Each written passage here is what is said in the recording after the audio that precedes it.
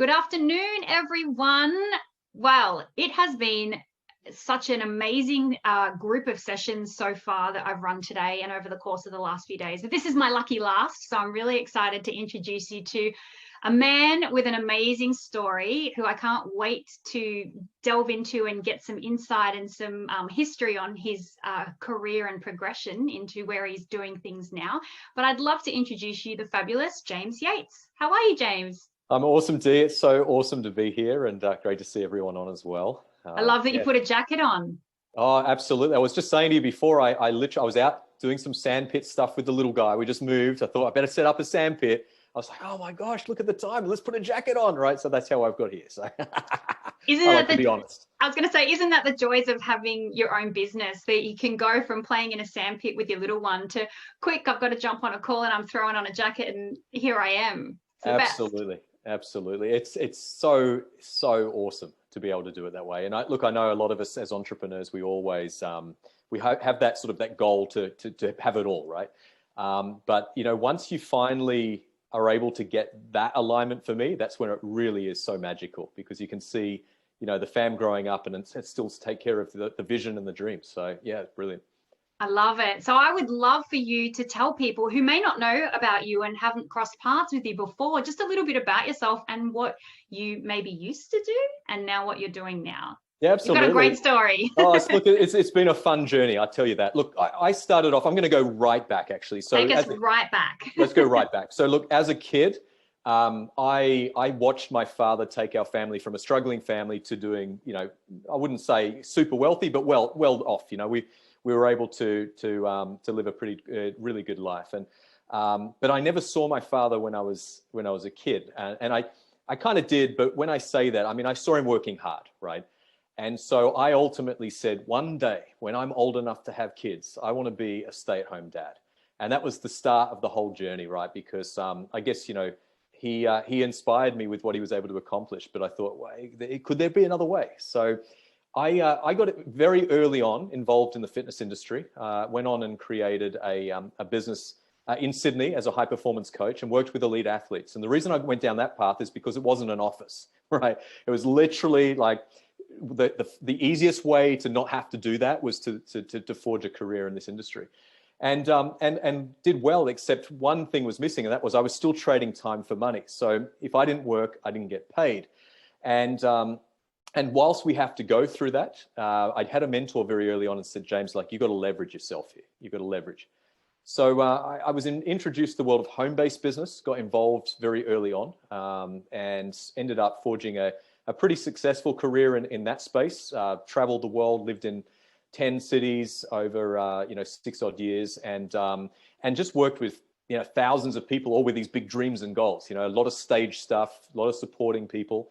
But there was one fundamental piece missing, and that was happiness. I was good at what I was doing, but I was doing it at the jeopardy of everything else: health, relationship, mindset. And I think we can all relate at some stage where it gets to a point where enough is enough. And for me, that was 2011. Crisis ignites evolution, I always call it, because what happened then was, when it rains, it pours. Like, everything happened all at once. And that's so, business career was doing good, but at the same time, I was told by the doctors, Chantel and I, my other half, we were told we would never have kids. I was like, there's that dream gone, the main dream that I was striving towards, right? And then at the same time, some health things kicked in, depressed, and it all just happened at once. And I think it's really important to remember when we get to those points, and we go through it often as an entrepreneur anyway, right? But it's really important to have a bit of perspective and say, do I want to play victim to my circumstances, or do I want to, forge and move forwards towards something that may be a little bit uncomfortable, but I'm going to go down that path and shift and change a few things. And at the time, I was 115 kilos as a bodybuilding kind of guy running this business, and the gym was everything, right? So what happened at that point? This is really important, because what I realized up until that point, I thought success was linear. But then I realized later on that success is multidimensional. You've got to have things pretty well balanced. And whilst we say balance doesn't really exist in the world of business all the time, at the end of the day, the world always balances itself out. So, and I find that, if we go so hard and we don't take care of ourselves, then we get chaos at a cellular level, and then we all of a sudden get sick, right? So it's really important to get that balance. So I discovered the art of ancient arts of fasting and breath work and all of these woo-woo things back then for me, but they changed everything. And the long story short is that we ended up having a kid 3.5 years ago as a result of the lifestyle changes we made. And by the way, we thought we were healthy before, but it was a big shift. Now, the reason I share that story is because from a career standpoint, from a business standpoint, I realized that I was driving from the head up until that point. So I thought I knew I had to do certain things, very linear, follow the systems, do the things that makes most sense. But I've really identified that if you don't align with your highest values, then it's always going to feel like you're pushing a boulder up the hill. And for me, once I started taking care of myself and really going down that self-care path, then the business career opened up because I was more in alignment with who I truly was, and I was serving along, the highest values that I had as well. And this is something I teach everyone now because, it's all great to see it on paper, but until you've experienced it, you realize the true power in making sure that you have full alignment across all areas of life. So these days, we created a company called Reignite, and the brand is all about helping people to live their best lives, but it's about three things. It's about longevity, performance, and impact. So people come and often they're burnout entrepreneurs looking to make a shift and a change in their lives. And we talk about, firstly, well, what are you eating, right? So if someone says to me, I want to make $1 million, my first question is, when did you last detoxify your body? And that sounds a little bit left field for a lot of people. But as you start to see what's going on in the world, and we're finding ourselves a little bit right now in this lockdown period a little bit more, we're starting to connect with, hang on a sec, was I really, truly living to my fullest alignment and my potential before?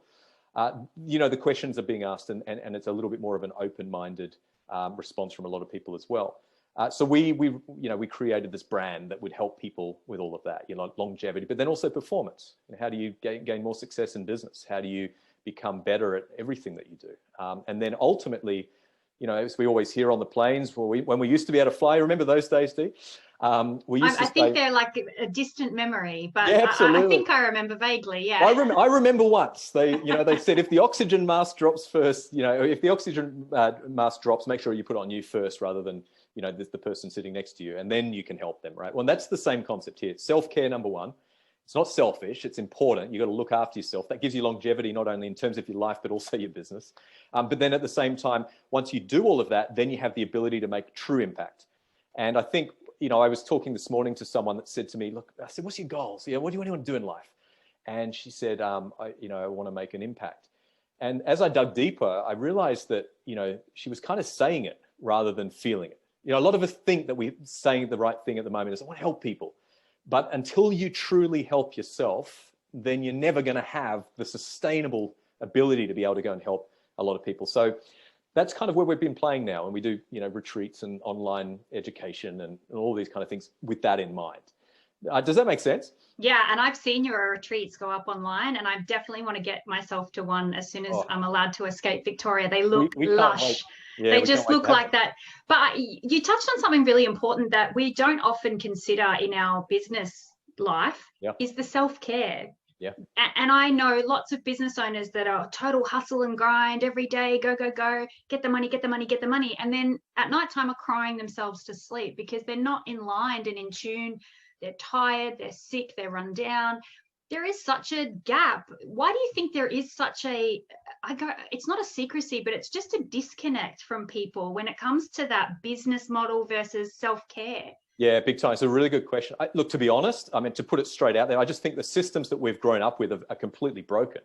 If you look at education, number one, again, very linear. Not saying that it doesn't have its space. I really think, there's some important things there, but very linear. So, if I look at what I've applied in my life since school, most of it wasn't learned at school, right? It was just based on experience and creation and these kinds of things. So I think the system from that perspective is broken. The medical system is driving the wellness component. So, obviously that's where the money is made. And so, that system's kind of broken. We go to a doctor when we get a cold rather than preventing the cold in the first place. And there's all of those kind of things. And then if you look at leadership in general, we've been taught to follow rather than lead. And so if you combine all of these kind of things, it's basically we're just following the system, aren't we? We're just getting in there. We've got to do the work, go home. And And that was the industrial era that's continued, not in terms of where we're living now, but in terms of the system.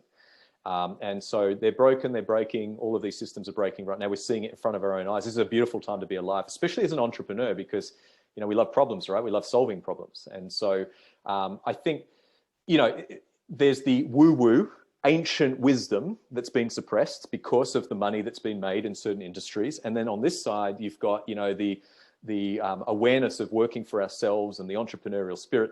And it's just got to that stage where we're kind of starting to become open-minded to merging the two of them. But if I think about, you know, what's been the big shift has been, it's almost like, you know, the ancient wisdom's always been there. So when I talk about ancient wisdom, I'm saying, you know, Hippocrates back in the ancient days and the Greek days, right, recommended fasting as a way of healing the body. Now that's been suppressed, but all of a sudden now there's some science that's come out of, you know, Harvard and University of Southern California that says, hey, if you fast for 3 days, you can reset your entire stem cells. Just water for 3 days, you can reset your entire stem cell, your immune system, right? So now there's some science. We're now like modernizing all the ancient woo-woo stuff and going, oh, hang on, now this is working. And same with meditation. I'm a big fan. I never was, but let's talk about business for a moment. You know, we're highly stressed. We're in fight or flight most of the time. And so, you know, cortisol levels up. So stress is high, constantly high. And the logical part, the frontal part of the brain, it can switch off within only a few minutes of being in high stress. So we're actually not even, you know, in control of what we're doing because we're playing in a reactive scenario to the stress. So, you know, you might have an expectation that you're going to get a sale today and you don't. And then it, you know, it raises it up even more, right? There's all this extra stress on top of stress. So you've got all of this going on as well. And at the same time, meditation, again, ancient wisdom, has been proven that if you can basically meditate for 10 minutes a day for 8 weeks, you can shrink your amygdala, which is your little control center for stress. So much so that if you were walking down the street and you saw a snake, you'd normally jump, right? Or there's that fight, flight, or freeze. It's like, whoa. By shrinking the amygdala, you can basically walk down the street, you think you see a snake, you look in the same amount of time, you realize it's a stick, and you're just like, Zen, man, it's all cool, you know? And that's where this stuff is really positively impacting what we do as business people. You know, it's about like, we can take control by simply just working on things that can allow our bodies to get back into its optimal state. Do you think people, I love everything you've just said then, and I'm a big believer in, you know, taking care of yourself and having time and having that balance, because I believe it actually makes me a better business person, and I don't get so stressed about stuff. I just put my computer down and I go and, you know, yesterday I laid in the sun on my back deck for half an hour between sessions and just felt at ease, I think. But do you think, you mentioned, you know, trading time for money. Do you think we're trading the hustle? You know, we're not trading that, we're trading our self-care for the hustle. And is there a way to, you know, is there something that people watching today or on the replay can do to break those really bad habits of waking up and being straight on their phone and socials? And, you know, I feel like we just go straight into busy mode, and we have no time to actually wake up, stretch. Like, are there ways to break those really bad habits that we've developed? Yeah, absolutely. So, I mean, it depends on the study that you look at, but, you know, some of the prominent studies, 86% of us reach for our phone before we get out of bed every morning, right? And over 50% of people that reach for their phones are reaching it for their phone before they say good morning to their spouse who's lying next to them. I mean, isn't that sad? It's really sad. It's really scary. And let's just talk about that quickly, because there's a reason that we do it. Firstly, it's an addictive behavior, and it's driven by dopamine, one of our happy hormones, which is based on reward and anticipation, right? So we reach it because we anticipate something's going to be on the phone. And then you get into the scroll, right, which is the autopilot, you know, basically unconscious state, right? And what happens at the same time is then the email comes through and the Facebook message comes through. And every time a message comes through, generally that cortisol level again raises, right? So, you know, we start to see, you know, our adrenals kick in. And so naturally what's happening is people are already putting themselves into a fight or flight scenario, and they haven't even got out of bed yet. Now, what happens when you're in that scenario? Let's say you get in the car and someone then cuts you off in the traffic, you're going to react to that because you're not even in a conscious state. You know, you're again, logical part of the brain switched off, or at least less on than normal, right? You get to the office, and I see this a lot as well. Like, you know, whether you're the boss or whether you're working for someone, it's the same thing. What happens is something happens in the office. Because you're in that reactive state, you then have a story, an unconscious story that starts to be created as a result. It's like Dee, you wouldn't believe what happened to me today. You wouldn't believe it. And it becomes victim.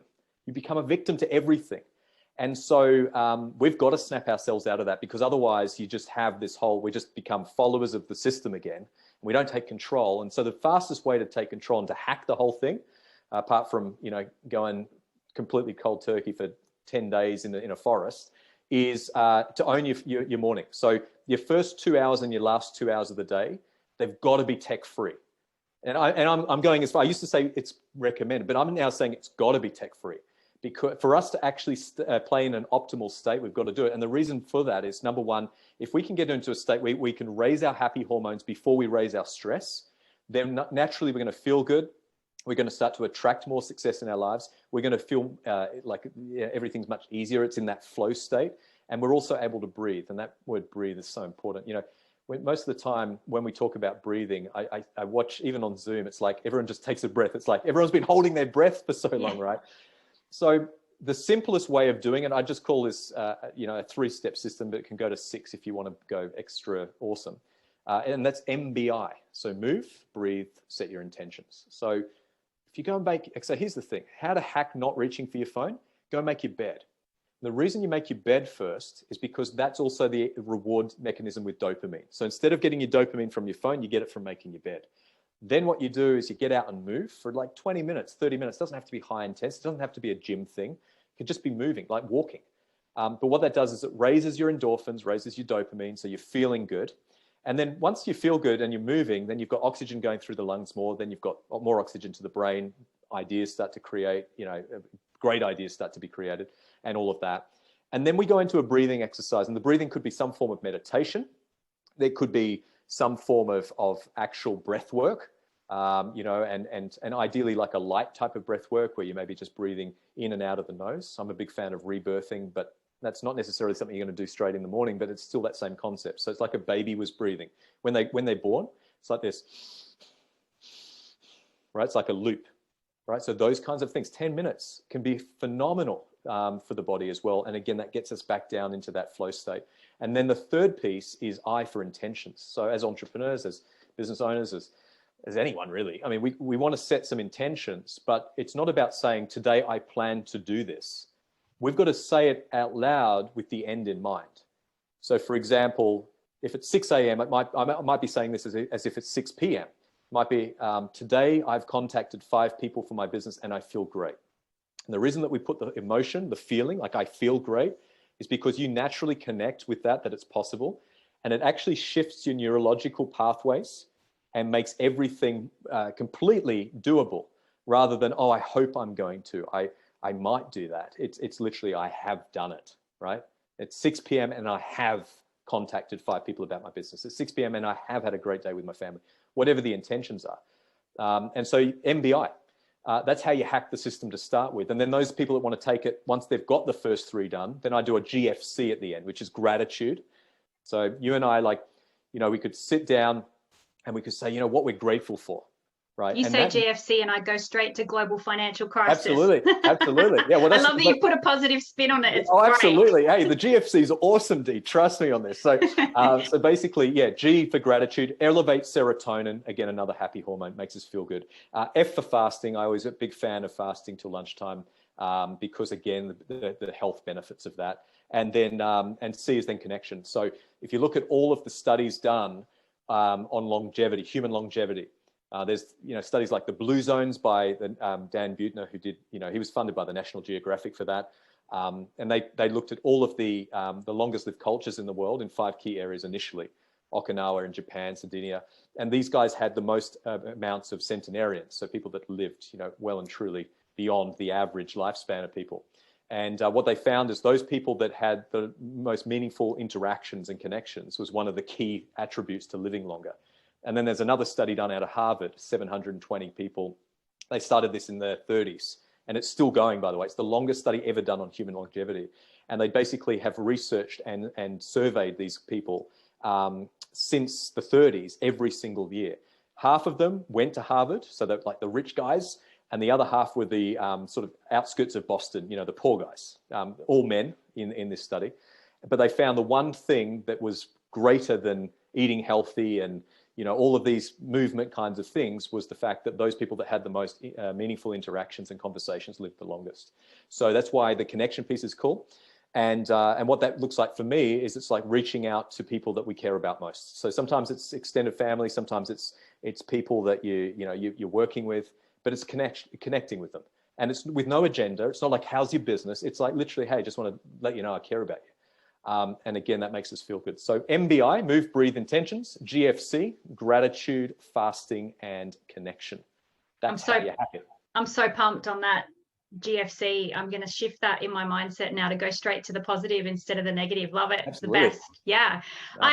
Michelle just wrote that she's loving this so much. Chelsea Pottinger had the 8-minute rule in the morning, which is fantastic to start your day right. And Mel was saying earlier that she's really guilty of the bad habits in the morning, grabbing her phone, working really busy. Do you think that given there's, 2020 has definitely delivered us some pretty gnarly life stuff that we have to deal with. Do you think that that's, and mental health's obviously a huge thing right now. We've been in lockdown. I'm in Victoria. We're just starting to sort of crawl out of our caves. Yeah. Is there anything from a mindset point of view? You talked about the physical stuff that you can do, and we talked about meditation. Are there, and going into some of those positive affirmations, I feel like there's business owners that are in Australia right now that are feeling the weight of COVID in a really negative way, like they've never felt before, because they're feeling the failure. They're comparing themselves to other people that, we've had sort of a bit of a divide where some people are saying 2020 has been their best year ever, and others are saying I'm about to lose my 25-year little business because I'm feeling really overwhelmed. How can you get yourself to kind of move past some of those negative thought patterns and limiting self-beliefs to kind of get yourself up and going into those, good habits? Yeah, it's all about awareness. So I always think awareness is the key to transformational change. And if you guys are watching, got a pen, write this down, because this is where I think it starts. So number 1's awareness. These are the 5 A's, by the way. So number 1's awareness. Number two is acknowledgement. Number 3 is acceptance. Number 4 is action. Number 5 is accountability. So you've got to become aware of something in order to change. So for me, the awareness might be, where's this stemming from? Like, why am I so playing victim to what's happening here? Because look, with all due respect, and we've all got a different story to tell, but my personal experience has been the times that I've struggled, and I've seen, like, even when business was going great, and then all of a sudden this COVID thing here, like, we've got to be in a state where we can identify when to adapt and when to pivot, right? And that's what makes a really good entrepreneur. So, and I'm not saying that everyone that's struggling right now is a victim, because sometimes it's just happened, right? It's just happened. But it's how we respond to that. Event plus response equals outcome. It's the response that we have control of. And so if we go back to the 5 A's, it's becoming aware of where this feeling is coming from and why. It's then acknowledging the fact. Do I acknowledge that this is true? And then do we accept what we need to do next? That's the next piece. Like, and you might have the awareness and the acknowledgement, but if you can't accept, then you're not going to move forwards to the next phase of whatever it is. Then the action piece comes, well, what do I need to do next? And then how do I hold myself accountable? Which could be external motivation, could be internal, depends on where you're at in your journey. But it's really important to start with knowing where it comes from. You can feed your mind with positive mind attitude stuff on a daily basis. But the reality is, if your glass is already full, it's only just going to overflow. It's not going to have any impact because you haven't gone to the root cause. So there's a concept, I haven't got time to do it today, but there's a concept, which is, I call it the flip. And basically the concept is really looking at your limiting belief right now. So looking at the belief that you have that is holding you back. And then going through a set of awareness exercises to where does that actually lead to? And then ultimately we then reverse engineer, where do we actually want to be?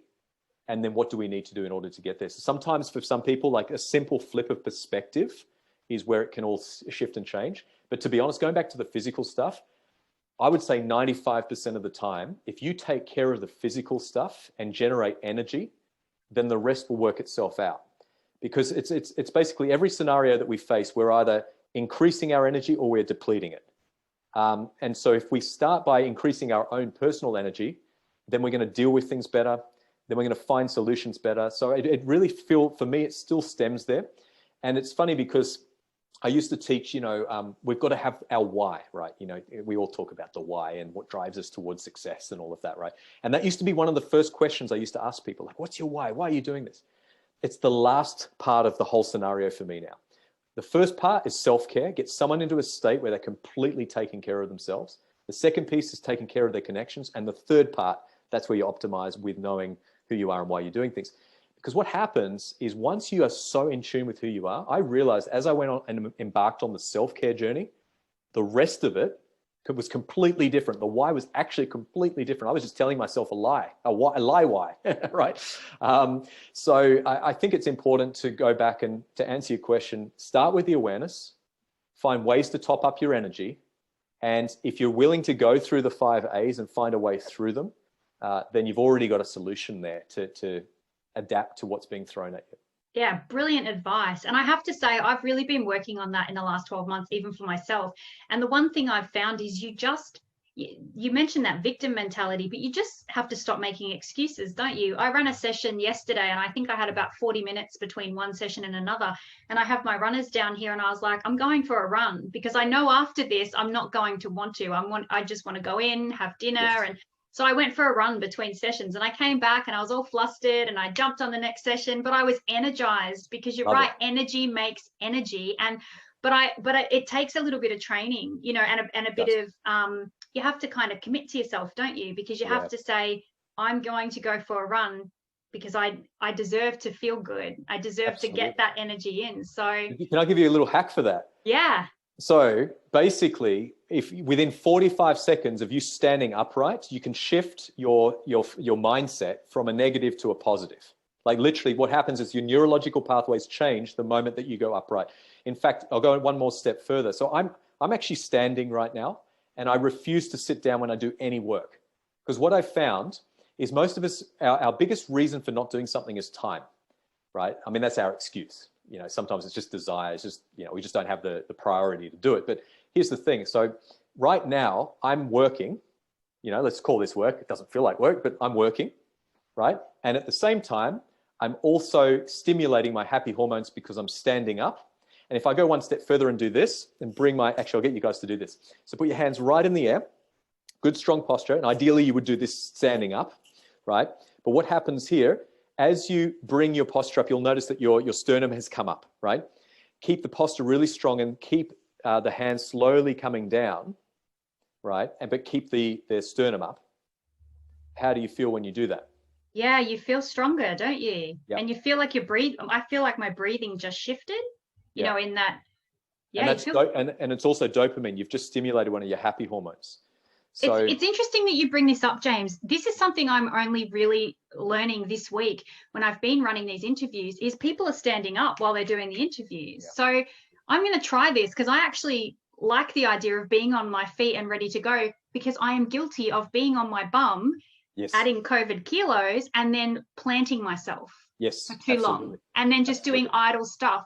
I really like this. All right, I'm standing up. And then the reason that this is good, right, is because if we got off this call now and your intention was to go for a run, it's so much easier because you've been standing up already and you've already stimulated everything you need in order to take the action. So the intention will be executed rather than thought of. And you don't have to get up. It's not the, here we go. You're right. It's just, I'm out the door. I love that. I would love you to watch this interview back. Just a little thing.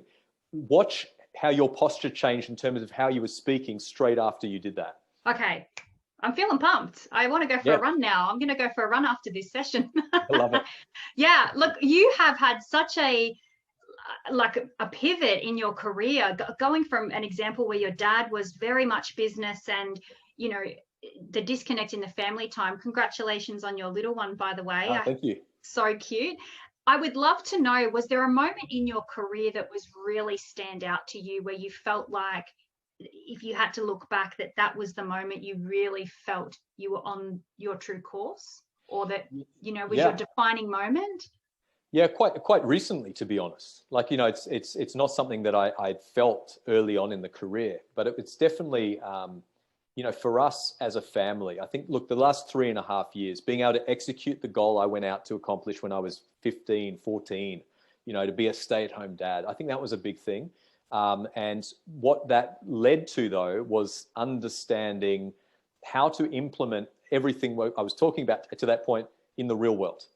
Because as you guys know, like once you've got kids, right, it's a completely different game, right? So we can all talk a good talk and we can all have a good feeling about what we're going to do. But when it happens, it's really different. So for me, I'll tell you that when I feel like I got it right was the moment that we were sitting down having breakfast a couple of years ago, and my guy could only just start to speak, and he was sitting down telling us what he was grateful for.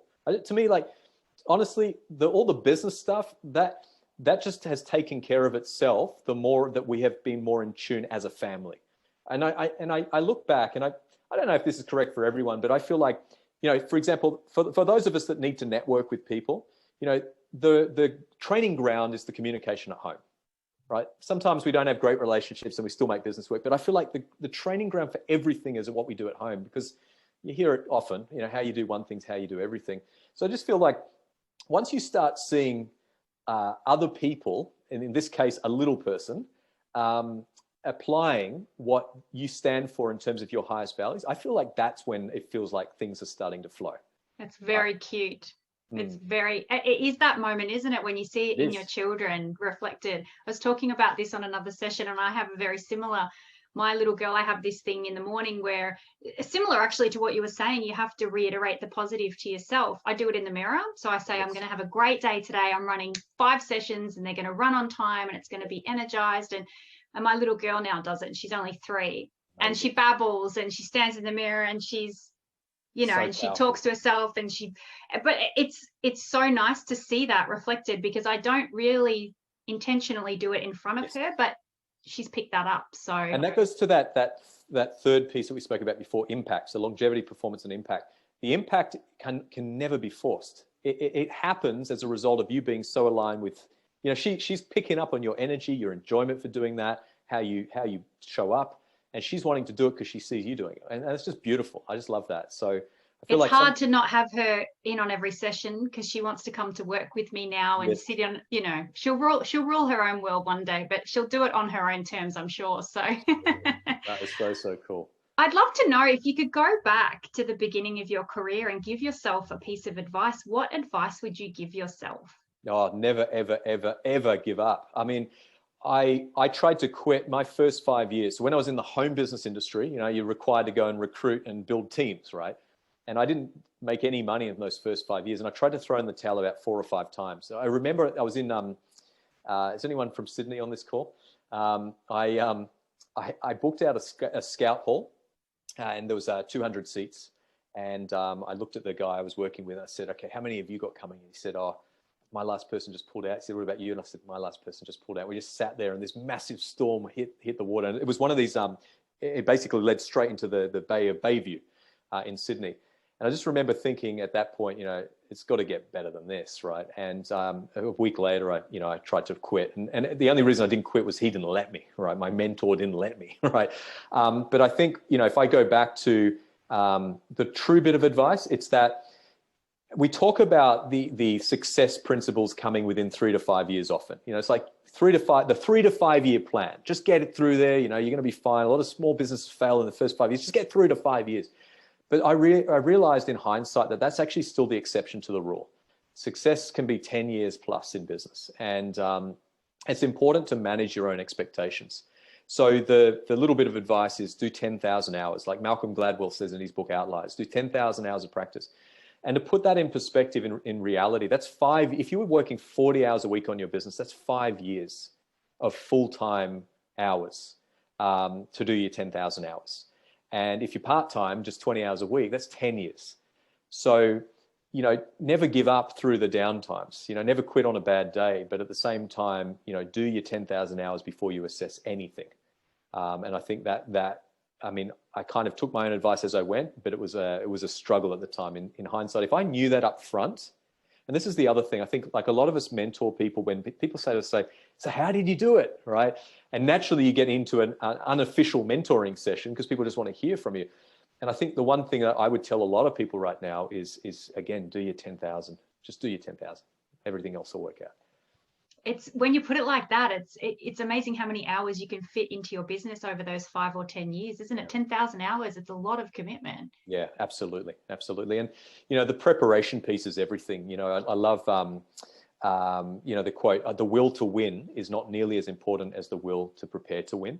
And I think we've just got to remember that preparation is everything. When I used to work with elite athletes back in the day, that was what was the difference between, first and fifth in the world. It was just that little bit of extra prep. So yeah, really important. It's interesting though, to touch on that preparation, because we live in such a busy state all the time. Like you mentioned, it's hard when you throw children into the mix and you've got relationships and business, and people really overlook that preparation step, don't you think? Yeah. We sort of try and jump to the end game, or we try and hustle to the end game, but the preparation is absolutely pivotal, and the difference between the outcome being so different. Do you have any advice about people that might be procrastinating or not, the people that are skipping over the steps? Because some people think if they sit down and spend an hour prepping, that could have been an hour they were making product. Or any advice around the preparation stage, how people can to work on that skill and make that an important part of their business? Yeah, absolutely. It's the best way I would look at it is take a breath. And this goes down to the self-care piece. It goes down to the preparation piece. What I've learned, and this is still an evolution at the moment, but I've become I've worked less hours and got better results the longer I've been doing stuff, right? I've worked a lot less hours. And the reason being is because I've put a lot more time into prep and a lot more time into my own self-care journey. And so again, I see self-care as part of the preparation. That's why I keep making this link here. So it's really important to surrender to the fact that it will work out if it's meant to work out. And if it doesn't work out, then it's a lesson that you needed to go through anyway. But at the same time, still be someone that holds yourself accountable as much as possible towards, your dreams and your goals. And so don't allow the reason that you're doing this to be the reason that you don't do it. So if you're doing this for your kids, don't allow your kids to be the reason that you can't do it because now you haven't got enough time for everything. Find a way to get it all happening, because the preparation piece is often the thing that gets thrown out first. It's like, oh no, I've got a deadline, but honestly, if we put a little bit more time into it, it'll speed up, and 1 + 1 won't equal 2 anymore. It'll equal 4 or 5. So it's a matter of prioritizing and putting some time in play. And if you want to go the linear route, I break time into green time and red time. So your calendar is green time, which is income producing activities, and red time is basically, all of your prep and all of any management kind of stuff that you got to do. And 80% is always in green time and 20% is red time. Like it never goes less than 80% in action mode when you're first getting going. And that's really important. Now, as you grow, you're going to find that other people can come in and do things and you can be resourceful, but you've got to remember that you've always got to be preparing and putting a lot of time into that piece as well. So what's that prep look like? Well, not only are you looking after yourself, but at the same time, you're planning, you're putting the right resources in place. Because it's very easy. I see a lot of people, when they skip over it, like you mentioned, Dee, in 5 years' time, that same person is hustling, still the main business driver. And they could have, if they'd just taken a step back, they could have put a lot of people in play, been more resourceful, and been able to be the creative spark that they were, rather than the action person that they're trying to be. So it's about know who you are, the alignment piece again, so that you can then take a breath and identify what's going to work best. Very, very wise words. And Michelle just said, James, this is incredible. And said, Danielle, thank you for bringing James to us. You're very welcome, Michelle. Michelle, do you have a question for James while I have him here? Would you like to pick his brain about something?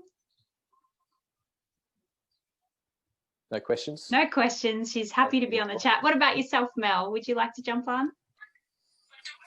Sure. And I completely agree with Michelle. This has been really insightful. So thank you, both of you.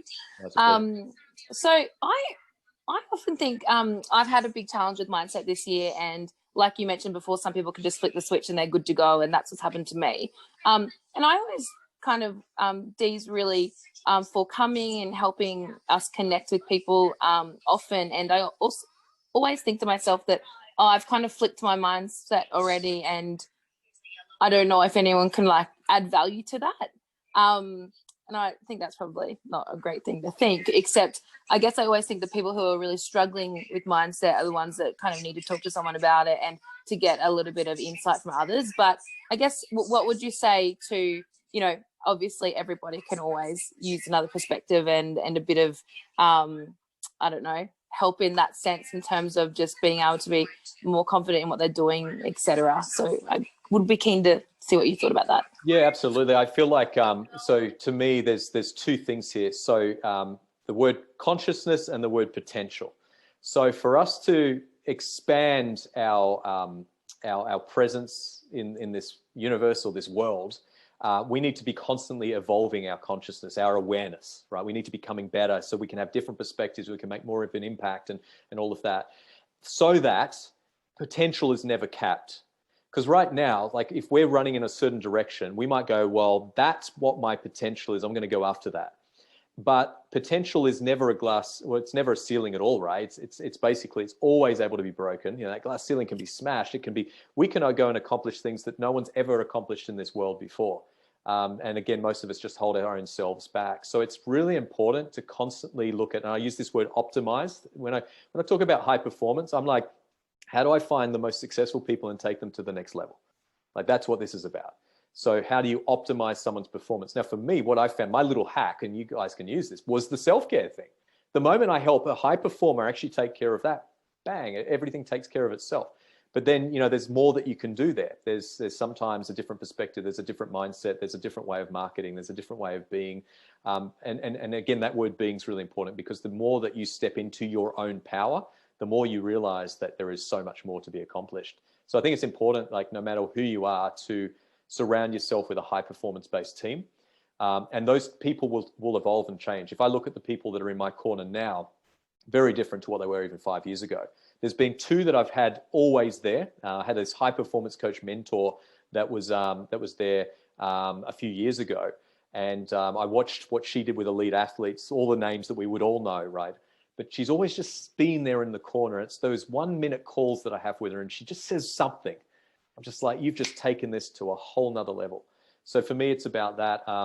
But, if you look at the multi-dimensional way of creating success, we're talking, well-being, we're talking relationships, mindset, we're talking even parenting, we're talking, business, finances. There's so many aspects. And it's about like, well, who is my key go-to in all of these areas? And we'll never be completely optimized in every area. We just never will be, but we can definitely strive for that. But that's why I go back to the whole consciousness, the evolution of consciousness and the expansion of our potential. If we can have that as the goal, rather than I'm going after this specific linear goal, then the world it's a completely different ballgame. I was at a rebirthing breathwork retreat for like 10 days. And in that time, I kind of went in there going, well, I know this, I've done this quite a lot of times before. And that was the biggest shift and biggest change for me. The next 6 months after that, things have just absolutely flown again, because I just put myself into I don't know if you want to call it a flow state or an optimal state, but things have shifted. So sometimes you just got to find those things, and you need the right people around you to find those things. Yeah, brilliant advice. Did I answer that question? Yeah, absolutely. Sorry, I'm processing it. Yeah, for sure. That was really, really good advice. Thank you. It's a pleasure. I think sometimes, I was going to ask you about that, James. I think sometimes it is hard. I understand where Mel's coming from. It's really hard to, I guess, find the right people to trust your time to, because when you are busy and you've got a family and you've got those kids and you think, okay, I'm going to take the time to invest in your industry, it's such a well, not in your case and not in others' case, but in some people's cases, such a hard sell industry. And there's a lot of, sort of fluffery and over promising and under delivering. Do you have any advice about if someone was going to make the decision after watching this session and go, yeah, I'm going to get some help. I'm going to get somebody in this personal services to really take me outside of my comfort zone and shake me up a bit? Obviously, they can get in touch with you, and I will share all of your details. But what are some of the things we should be looking for? Yeah. So have we got an hour? So, okay. So for me, yeah, you're right. I mean, coaching, mentoring, like all of this is it's big money now for people. And I have a real problem with people selling it, because here's the thing. We need more educators. We don't need more marketers. I mean, we all need to be great marketers, but if you look at the way the world has balanced out right now, you know, if you can go look at a health product that says it's healthy, you turn it over and you go, oh, I got stung by the marketing. And this is the same thing that happens all the time when it comes to mentors and coaches. So my biggest bit of advice is that your network determines your net worth. And so don't go after finding someone and to employ them. Network through the people that you know, and continue to evolve your network, expand, find yourselves in scenarios where you're going to constantly keep evolving who you're hanging out with. And the right people will show up when you set the right intention. So if your intention is, I want to go and find people, you know, to help mentor me to the next goal, rather than searching on Google, because that's just someone that spent a lot of money to get them to the top. Hey, we all know, right? We're all business people. We know that that's good, right? But when it comes to this, I just think, you know, contact D, contact myself, contact people that know people, and network through that, not with any expectation that you're going to get anything in return. Don't think of the transaction yet. Think about connecting people for the right reasons. And that means we're focusing on values. So we're focusing on finding people that align with our values, finding people that got to a certain level of success that we would aspire to get to, but that did it in a way that made us proud. Because it's one thing to go and, hey, I want to be mentored by someone that's made $1 million a year. But if they've done it completely inauthentically to the way that you would do it, why would you even go there? You know, it's never going to work. So know thy values, and then network your net worth through connections. And honestly, they will all show up when they're meant to. So a little bit of more of a holistic answer, if you'd like, rather than a, you know, go out and just, this is the process, because everyone's so different. But I've just found, I can't think of one person I've worked with that I've found through, you know, Googling. It just hasn't happened. They've all come through personal connections. Great advice. Yeah. Even the biggest contact I've got right now, like in terms of some of the stuff I'm doing work-wise, was just introduced to me by a mutual friend. You know, and I didn't go searching for that. They came to me. So sometimes we're just right place, right time, because we know who we are.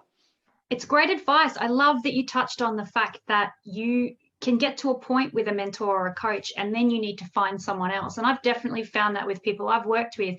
I get to the point where I think, you know, it's almost like you're good to go. You need to move on and you need to go to the next level, or you need someone to help you in that space, not trying to be a one-trick pony and think I can be a psychologist and you know, knowing where you're at. That's a great point. I think it's really good. I also love that you work on your own personal development and growth as well. I think that's super important, because often you hear people, I mean, Mel just brought it up then, you sort of feel like, okay, I'm good, I've got it. It's hard to take on someone else's kind of opinion or whatnot, but it's so important. It's only what's going to help you keep kind of moving forward, right? So absolutely. You know, the greatest growth I ever got was walking Palm Beach in Sydney up and down with a mentor of mine for like 5 years, just back and forwards. And you know, he used to say, well, let's just go for a walk, and he refused to mentor me and say anything unless we were walking together. Again, go back to the energy flow and the feeling and all of that. So sometimes just find environments and scenarios and people that, you know, truly resonate and light you up, and just ask a lot of good questions. I think if there's one bit of advice in terms of like what to actually do here, it's just become a really good person in terms of questions. Like ask a lot of good questions and practice asking good questions, because that way you'll find doors that will open because you've asked a good one. And not to be afraid to ask those questions either. I think sometimes you feel like you can't ask somebody a question because you're intimidated by them, but asking that question could give you an answer that just totally blows your mind and allows you to think bigger. And really great advice. I feel honored. Like if someone says to me, hey, can you help me? I feel honored. Like it's not a transaction. It's like, man, that person actually wanted to come and talk to me. So I feel like a lot of people feel the same. So rather than feeling like they're going to, you know, judge us for asking that, you know, they're going to embrace it. Yeah, I love it, James. I cannot tell you how appreciative I am. You judged last year in the Raw Awards. You stepped up again this year and you've judged again. You are such a wealth of knowledge. You have such a great energy about you and such a great demeanor, and your story is fabulous. I think, you know, resonates with the people listening, and on the replay, I know they're just going to be like, how have I not known about this guy? Or maybe they do know about you, but I know Michelle's just like, thank you. It's been such a great session. I would love, because you've been a judge again this year, I'm about to release the top 5. I know the judges had such a tough year this year. The caliber was, you know, bigger. We had more entrants. It was fiercer. Can you give me just a little bit of an inside, you know, some of your kind of feedback for the entrants. No one knows which category you judged, by the way. So just general, but some advice around if they don't make the top 5 this year, what can they do? What's the takeaway? And just any kind of generalized feedback on maybe some of the things people missed this year, which made them, just miss out from that top 5. Would love your insight. Yeah, absolutely. Look, it's fascinating, this process, because not only do people do themselves, like everyone's got such a unique spin on the way that they do things. I think that's just brilliant. There's also the fact that everyone's doing such a great job in one of the toughest years ever. And so, the advice to anyone that's not necessarily, made the top 5, just keep going, just do it. It doesn't mean that you're not doing a good job. For me, it's about constantly just showing up. I remember, working with athletes, a lot of the time, 10/100ths of a second was the difference between first and even 8th place.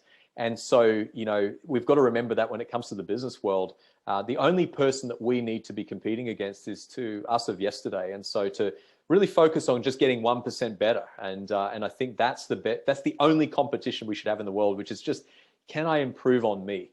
So that's the first thing. In terms of, the actual practical things and all of that, look, I'm a big fan of, obviously we're in a world right now where our marketing is vital when it comes to business, to stand out above, what's going on. There's a lot of clutter out there. And so it's really important that as part of your message, you're really sharing you. I see a lot of people sharing great things about their products and their services, but to be honest, what I resonate most with is the fact that I can see, so if I see an application here, and then I can see that person that I've got to know through that application is also being shared through their business messaging, and there's this beautiful congruency between the two, that means the most, because right now we're looking for storytellers. We're looking for good storytellers in the world, people that light us up. When we think about a good ad, back in the day, we were inspired by these athletes. Now we just want genuine people sharing genuine things. And that's what really lights people up energetically as well. So for me, it's about how do you take a company and continue the extension of who you are through that company. We've seen, the obvious, Apple, Steve Jobs, he's still that brand, right? Even today, after he's been gone for so many years. So people buy from people, they don't buy from companies. So we've got to remember that if this is your brand and you're not sharing your full story through that brand, and it doesn't mean like, hey, this is the full owner's story and it goes for thousands of pages. It just means, I'm talking energy. I'm talking, does the brand represent truly where this has come from and where it's going? And once we take care of that, then the marketing becomes really easy. We start targeting people because we're speaking their language. So for me, I've been always fascinated on that in itself. It's very unique. It's a very different part. Branding's important, marketing's important, but it's how you bring the story within all of that. So that's very, very cool. At the same time, I think, what I'm seeing this year is a huge amount of innovation. And for us to be able to pivot in a time like we have right now, that word innovation is more important than ever before.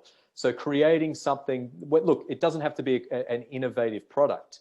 It might be an innovative way of running your business.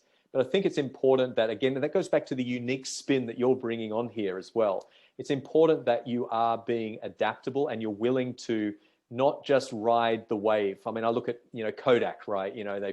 They own the photographic market for so many years and they just didn't launch it. They actually had the digital camera before anyone else and they didn't launch it in time.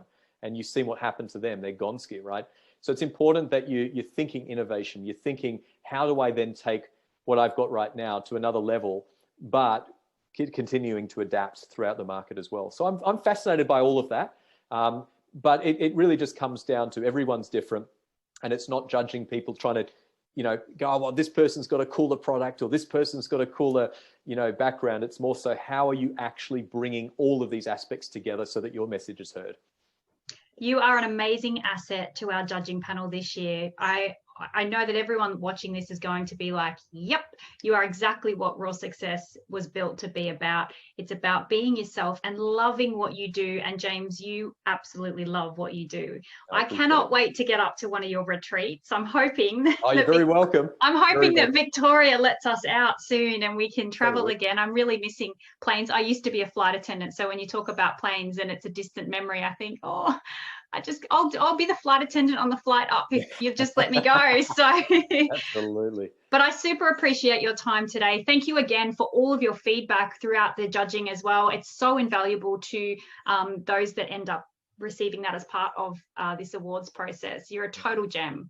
No, it's an absolute pleasure, and thanks for taking the time to have a listen, guys. I mean, it's one thing to sort of jump on for a few minutes, but it's another thing to spend a whole hour with us. So thanks for your commitment and keep up the great work. It's great, and Dee, you're doing something so phenomenal here. It's so brilliant to see. I'm so hoping that we can get an event, because if we can get an event next year, the invitation's on your table. I would love to have you be part of it again next year in person, and just bring more of your James Yates fabulous energy. It's awesome. I'm going to work on my posture, and I'm going to start standing up now. They're my two big takeaways for today. I will share all of the ways that people can connect with you, James, in the post when I repost this as the replay. But I would love for you, what's the easiest way to connect with you if people have watched this and want to? Yeah, you can jump on Facebook. It's been funny actually, because when we had the little guy born, 3.5 years ago, we kind of stopped doing lots on anything, right? We just went inwards for a little bit, but you'll still use Facebook. So jump on Facebook, add me as a friend, James Yates, so you can follow my page there.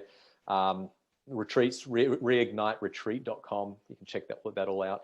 But they're probably the easiest ways of connecting. If you want to contact direct in terms of email, james@reignitelife.com. I think you're going to have lots of new friends, James. Yeah, I look forward to it. We can never have too many friends, right? We're all going to live longer if we do. 100%. I love that you're part of this network. I'm so appreciative again. Have a fabulous Friday afternoon and a happy weekend. Thanks. I'm going to breathe and stretch. I'm going for a run. Awesome. Appreciate it. Thank you so much. Thanks, everyone. Thanks, guys. Thank you. Bye. See you. Bye.